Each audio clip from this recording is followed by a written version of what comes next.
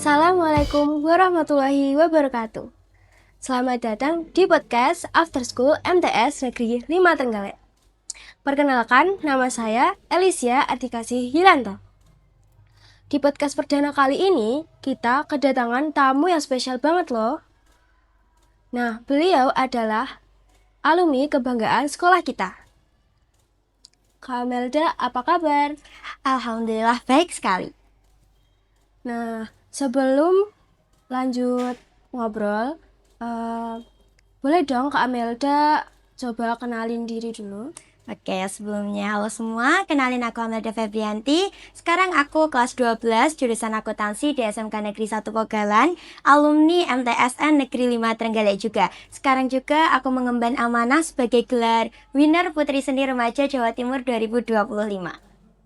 Terima kasih Kak Amelda. Sama-sama. Nah, aku penasaran nih Kak Amelda itu awal mulanya bisa ikut seni remaja seni putri se-Jawa Timur itu gimana sih Kak? Awalnya itu dimulai dari hobi aku sendiri, yaitu hobi aku tuh ada di seni tari. Cuman karena bukan hanya di tari ya, karena seni itu mencakup banyak hal. Dari ketertarikan aku di seni itu, aku nyoba banyak hal, kayak ikut lomba tari, lomba itu sampai akhirnya aku nemuin ajang ini dan aku memberanikan diri buat aku ikut ajang ini. Oh iya, tantangan Kak Amelda pas mengikuti ajang ini gimana sih Kak? Tentunya banyak banget. Kadang kita mendapatkan omongan yang mungkin negatif ya, kayak kamu kesana itu bawa apa sih, bisa nggak sih gitu. Itu yang pertama dari segi komentar negatif yang aku dapat. Juga yang kedua itu dari segi finansial. Kebetulan aku juga lahir dari keluarga yang biasa. Ayah ibuku juga kerjanya cuma sebagai petani. Tapi alhamdulillah atas dukungan teman-teman semua, bapak ibu guru, aku ngeberaniin, aku ngebuktiin kalau aku itu bisa kesana. Caranya mengatasi keraguan buat ikut ajang kayak gitu gimana sih Kak? Tentunya yang pertama kalau kita ikut ajang kayak gitu tuh kita bingung ya, kita nanti kalah atau menang. Cuman kalau dari aku, jangan pernah itu lihat kalah atau menangnya. Yang penting kita udah nyoba dulu, kita udah berusaha dulu, dan kita landasi dengan yakin dan niat. Apapun hasilnya, apapun yang akan kita bawa pulang, yang penting kita udah berusaha. Nah, gitu ya Kak. Aku tuh soalnya kalau misalnya ikut lomba tuh biasanya kan sering ragu ya Kak. Terus aku tuh sudah berusaha tapi kok masih belum bisa. Pastinya, aku juga pernah kayak kamu dulu. Aku pas waktu MTS itu aku juga sering ikut lomba-lomba itu dan yang tentunya aku masih gagal. Sering banyak gagalnya, sering banyak kalahnya. Cuman dari situ aku jadiin kegagalan itu pendorong buat aku bisa nyoba lagi, biar aku bisa lebih baik lagi. Mungkin di tengah-tengah perjalanan kita pasti akan gagal. Kita pasti akan nemuin banyak kendala, komentar negatif dari orang-orang. Cuman jangan pernah ambil hati dari semua itu. Kamu percaya aja potensi kamu itu ada. Jadi kamu dari situ ambil potensi kamu kembangin, kamu pasti bisa. Keren banget Kak Amelda. Terima kasih. Dulu itu awal mulanya bisa nari itu gimana sih Kak? Kalau dibilang aku bisa nari dari kecil itu sama sekali enggak. Aku itu masuk dunia seni tari itu pas aku kelas 8. Ini jadi sedikit cerita ya. Aku dari kelas 8 itu masuk di seni tari. Aku itu ikut sanggar yang ada di Kecamatan Manggul, Kita Mustika. Aku mulai dari nol di situ, basic nari itu gimana. Sampai akhirnya tuh aku nemu basic aku di mana. Aku itu paling nggak bisa kalau nari alus. Contohnya gambyong, itu aku nggak bisa. Aku itu basicnya di tari yang kayak kesatria, terus keras yang kayak yang gimana ya, kayak pokoknya yang power ya, full power itu aku tuh biasanya di situ. Sampai akhirnya aku kembangin, aku masuk di SMK tuh aku tidak ikut sanggar lagi, aku masih latihannya tuh otodidak. Ikut lomba, terus aku coba ikut lomba, biasanya aku masih gagal, kayak masih ambil juara 3, alhamdulillah masih dapat harapan. Sampai akhirnya aku coba terus sampai beberapa kali di 2025 ini aku dapat juara 1 tingkat kabupaten juga. Sempet juga kemarin join sama koreografer dari Jakarta juga, alhamdulillahnya. Pokok intinya tuh apapun yang kamu sukai, yang jadi hobi kamu itu, usahain. Cari basic kamu dulu, terus kamu kelola basic kamu itu di mana, kamu kembangin lagi, pasti dari situ bisa. Makasih ya Kak. Oke. Aku mau tanya lagi dong. Nah, Mbak Melda boleh ceritain nggak sih cara biar bisa ngembangin diri gitu? Oke, aku mulai ceritanya dari aku MTS ya. Iya. Dulu itu aku di MTS, aku kan fokusnya di Olimpiade. Aku sering gagal juga, dan tentunya ini mungkin udah ada di beberapa cerita kalau aku dulu pernah ngalamin yang namanya bullying. Iya. Itu udah sedikit rame ya, ada di Kabar Tenggalek, Radar Tenggalek, sampai Good News. Itu benar, aku selama MTS itu dulu pernah ngalamin kayak gitu. Cuman dari situ aku mikir, kalau kita direndahin, itu bukan berarti kita itu harus kalah, kita itu harus ngalah, kita itu harus eh, merasa kita itu nggak bisa, kita itu gagal. Enggak, dari situ kita itu harus percaya diri, kita yakin kalau kita direndahin berarti itu mereka ngeremehin kita. Dari situ kita ambil pelajaran yang penting, yaitu kalau mereka meremehin kita, kita itu harus bisa.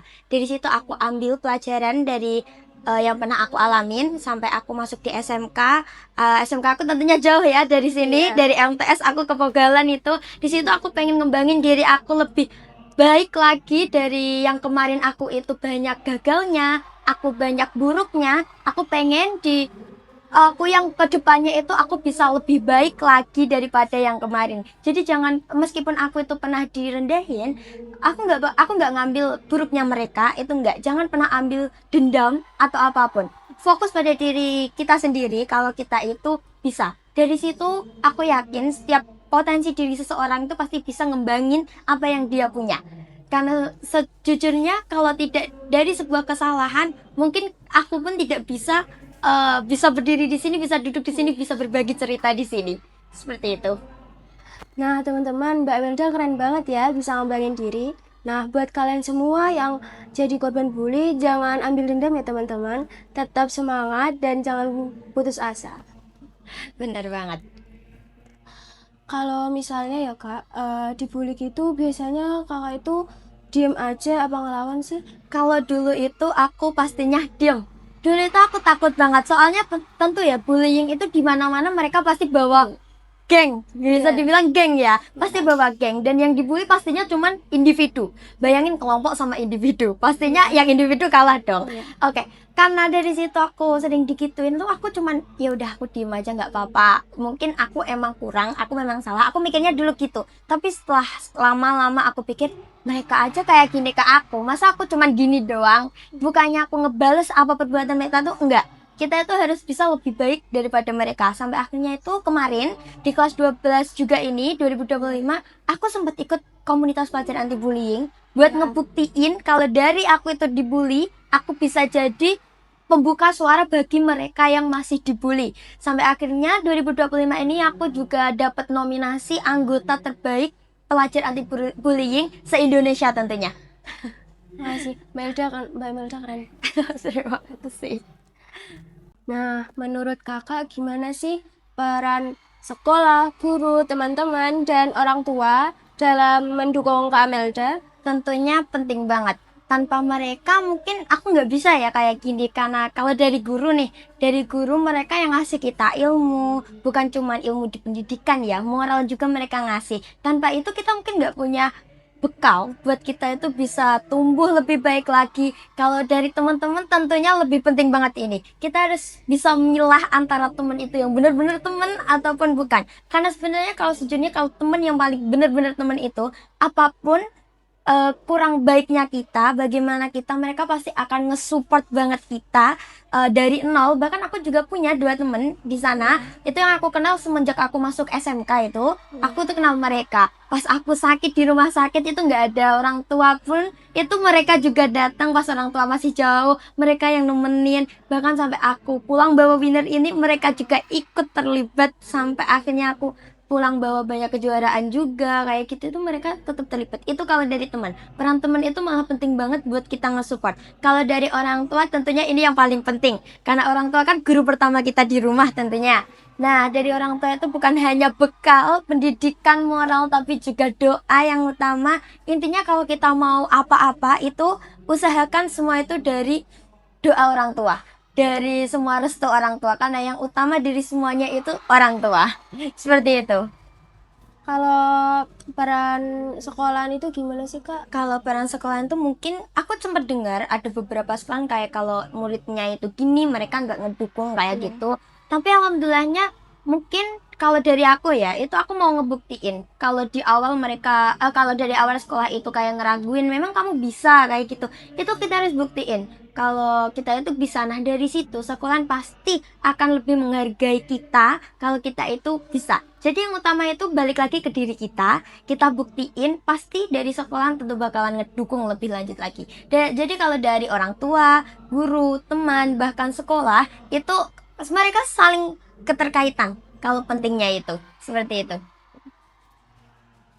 Kalau misalnya ya Mbak, gimana sih perasaan Kak Amelda kalau pas dikasih tahu kayak diberi omongan yang jelek itu gimana sih Kak? Kalau dari segi omongan ini aku balik cerita sedikit Iya. ya. Dulu waktu aku MTS itu aku juga pernah dapet satu omongan itu kayak gini. Kamu buat kesalahan, kamu mau jadi apa nantinya? Itu paling bekas banget sampai sekarang. Omongan itu kayak aku mau jadi apa ya, aku bisa nggak ya, sampai akhirnya aku ngeputusin sekolah yang jauh dari tempat tinggal aku rela ngekos, aku rela mandiri. Itu aku mau ngebuktiin kalau dibilang sakit hati ya sakit ya, sampai Iya. di pertengahan jalan pun aku ngusahain prestasi aku pun itu masih kayak ada omongan, lah cuman menang gitu doang, lah cuman sekali menang kayak gitu udah Iya. di post terus, udah juara sekali aja bangga banget. Tapi dari situ jangan kita masukin hati, kita jadikan omongan itu pendorong buat kita itu bisa usaha lagi lebih baik lagi. Kita buktiin kalau mereka ngomong gitu berarti itu kita bisa. Belum tentu apa yang mereka omongin itu mereka bisa kayak kita, kayak gitu. Nah, teman-teman, buat yang dapat omongan jelek dari orang-orang, jangan diambil hati ya. Karena kalian pasti bisa kok. Soalnya ya mereka yang ngomong kayak gitu kan nggak mesti tentu Bisa bisa kayak kayak kita, kita. seperti itu. Aku mau tanya deh, hal apa sih yang paling berharga yang pernah Kak Amelda pelajari? Kalau hal berharga ya, kalau dari aku itu dari sebuah kesalahan. Aku dulu punya sebuah kesalahan yang mungkin bisa dibilang fatal juga pernah. Aku pernah dibilang buruk juga pernah. Itu aku dari situ aku ngambil. Kita nggak mungkin bisa kayak gini tanpa sebuah kesalahan. Namun sebuah kesalahan tersebut jangan pernah kita jadikan sebuah penghalang buat kita bisa tumbuh lebih baik lagi. Karena sejujurnya seseorang yang bisa berdiri sekarang itu mereka itu adalah orang yang pernah punya kesalahan dan berani untuk membuktikan kalau mereka itu bisa lebih baik daripada apa yang pernah mereka lakukan di masa lalu. Seperti itu. Kasih Kak. Oke. Kan kalau kayak gitu kan belajar terus ya Kak. Iya. Caranya biar kayak kita itu nggak malas untuk belajar terus tuh gimana sih Kak? Kalau dari pelajaran mungkin akademik ya, dari pelajaran sekolah, itu aku jujur aja di sini ya, itu aku sedikit malas. Aku itu kalau setiap mau ujian, itu biasanya aku kalah sama scroll TikTok. Iya. Tapi dari situ aku gini, kalau aku nggak belajar nanti gimana nilai aku?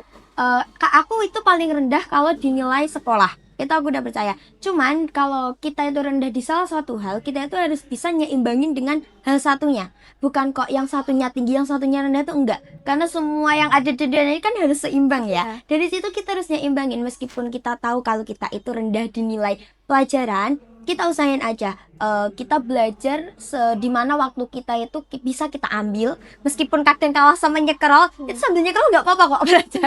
Nggak apa-apa banget, yang penting itu kita luangin sedikit waktu untuk belajar juga, bukan hanya belajar untuk di sekolah tapi di luar juga aku tetap belajar. Karena nggak mungkin kan ya bisa ikut kayak gini tuh kalau nggak belajar, nggak punya apa ya pengalaman seperti itu, nggak mungkin. Jadi kalau dari aku tuh tips buat kita belajar itu yaitu seimbangin dulu. Kalau kita kelihatan lebih baik di sini, kita harus mikir gini, kita di sini aja bisa, masa di sini kita nggak bisa? Iya. Kita seimbangin apa yang kita punya, meskipun kadang yang satu terlihat rendah, tapi jangan pernah sampai satu rendah satu tinggi, itu jangan. Semuanya kita harus seimbang meskipun kadang kalau Gen Z sekarang itu kalah sama scroll TikTok. Bener banget. Soalnya aku kan biasanya kan juga ya Mbak, waktu ujian ini tuh kayak ya ampun, lihat HP itu sudah kayak mau scroll TikTok terus, tapi tuh terus kayak ya Allah gimana ya nanti kalau dia aku jelek terus aku nggak belajar. Nah, dari situ itu kita ambil kesadaran. Kita itu awalnya udah sadar ya kayak gitu. Iya. Tapi kadang nanti kalau udah pegang HP lagi, Iya. udah belajarnya kapan-kapan aja. Yang penting Iya. nge-scroll dulu. Kadang mesti milih itu dulu. Jangan dari situ. Bahkan kalau bisa dari scroll TikTok itu kita ambil, kita cari pelajaran yang ada di HP. Kalau di buku kita malas, kita gunain HP itu buat kita belajar. Mungkin sekarang sedikit sulit ya, tapi kalau dari aku sendiri, aku pribadi sendiri tipsnya belajar sekarang gitu. Aku nyari pelajaran itu di HP. Karena kalau dibilang lepas dari HP sehari aja kan nggak bisa ya, nggak bisa banget. nggak bisa banget. Jadinya ganti alih buku itu ke HP, cari pelajaran yang apa harus kita pelajari itu di HP. Jadinya mungkin kalau kita mau buka TikTok tapi kita bisa masih ngebaca pelajaran yang mau kita baca, itu biasanya TikToknya kalah kok. Aku percaya, itu tips dari aku. Iya, benar. Soalnya tuh gimana ya Kak, sekarang tuh kan TikTok kan seru, jadinya tuh terbawa arus. Iya, bener banget. TikTok itu ngaruhnya besar banget sekarang. Tapi dari TikTok juga itu banyak loh akun-akun buat belajar kayak gitu. Aku ngambilnya dari situ. Soalnya kalau dari aku ya, aku tuh belajar itu lebih suka ngedenger daripada ngebaca. Benar. Iya, aku lebih gitu, suka Kak. ngedenger daripada ngebaca, dan aku lebih suka nulis juga. Kalau dari tips nginget ya, kalau aku itu tuh kalau nggak ngedenger itu aku lebih suka nulis. Apa yang mau kita hafalin, apa yang mau kita besok itu kita lakuin, itu aku tulis semuanya. Dari situ aku bisa kayak nginget-nginget, aku bisa belajar mengatur waktu juga itu dari aku nulis. Tapi kalau tips belajar ya itu aku lebih suka ngedenger. Cari cara belajar, jalan belajar yang kamu suka, biar kamu itu nggak kalah sama yang lain. Kalau kamu suka ngebaca ya dibaca, kalau kamu suka ngedengar ya didengar, kalau kamu suka nulis ya ditulis, kayak gitu. Karena apa ya Mbak, kalau menulis itu kayak bisa cepat ngaruh ke otak gitu loh. Benar, Bisa cepat bener banget. ingat. Iya, bener banget kalau nulis itu. Selain nulis kan juga biasanya aku ngedenger kan, biasanya tuh. Nah, yang lebih penting lagi ya, belajar itu kita harus landasi dengan enjoy. Kadang kalau kita ngepaksain aku harus belajar, tapi otak kita, hati kita nggak enjoy, itu nggak bakalan masuk ke otak sama sekali. Biasanya kalau tips dari aku itu belajar itu sambil ngedengerin musik. Mungkin kadang nggak konsen ya, tapi dari situ tuh kita enjoy, diri kita mau belajar, kita enjoy juga. Jadi pelajaran apa yang mau kita pelajari itu bisa masuk ke diri kita, bisa kita hafal, bisa kita pelajari lebih lanjut lagi, kayak gitu. Kalau misalnya kayak ngedengerin musik itu kan hatinya kan jadi kayak Benar. mood. Apalagi playlistnya. Iya. Ya, yang utama playlistnya itu. Kak Amelda, coba dong kasih motivasi buat teman-teman dan adik-adik. Oke, kalau dari motivasi itu aku punya sebuah moto hidup. Ya, namanya gini, your limitation not barrier. Keterbatasanmu itu bukanlah penghalang. Yang artinya mau kamu itu kehalang ekonomi, mungkin kamu dulu itu orang yang buruk, kamu sering gagal, jangan pernah ambil semua itu buat jadi penghalang kita buat ngeluarin potensi kita. Karena sejujurnya kalau kita kemarin buruk, hari ini kita harus perbaiki, kita itu harus lebih baik. Kalau kemarin itu kita punya banyak kesalahan, hari ini kita harus perbaiki, kita pasti bisa lebih baik lagi. Karena setiap diri itu punya potensi, dan setiap orang itu berhak mengeluarkan potensi tersebut. Jika kamu kemarin gagal, jangan pernah ambil kegagalan itu buat kamu nyerah gitu aja. Ambil kegagalan itu buat jadi pendobrak kamu biar lebih baik lagi daripada kamu sekarang, kayak gitu. Makasih Kak Amelda. Wah, inspiratif banget ya ceritanya. Semoga cerita dari Kak Amelda hari ini bisa menjadi inspirasi buat kita semua. Karena kan prestasi itu bukan cuma soal menang, tapi sebuah proses yang mungkin akan berkembang setiap waktunya. Makasih ya Kak Amelda sudah cerita hari ini.